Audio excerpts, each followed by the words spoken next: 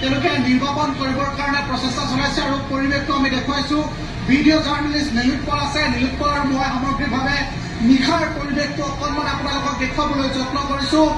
এই মুহূৰ্তত প্ৰায় 10ৰ পৰা 15খনকৈ অগ্নি নিৰ্বাপক বাহিনীৰ গাড়ী আহিছে আৰু ইতিমধ্যে তেওঁলোকে অগ্নিসংযোগ নিৰ্বাপন কৰিবৰ কাৰণে ব্যাহত কৰিবৰ কাৰণে তেওঁলোকে প্ৰচেষ্টা চলাইছে, তেওঁলোকে কষ্ট কৰিছে। আমি দেখিছো যে চহম এপাৰ্টমেণ্টত প্ৰায় 6টাকৈ মহলা আছে। আটাইকেইটা মহলাতে আপুনি প্ৰথম মহলাটো এৰি বাকী যে 5টা মহলা আছে গোটেই 5টা মহলাতে ইতিমধ্যে অগ্নিসংযোগ হৈছে আৰু দাও দাওকৈ জ্বলি উঠিছে এই জুই। ভিতৰ ভাগত থকা যিসমূহ সা সম্পত্তি আছিল সকলো সম্পত্তি জ্বলি এক প্ৰকাৰে ভস্মীভূত হৈ গৈছে।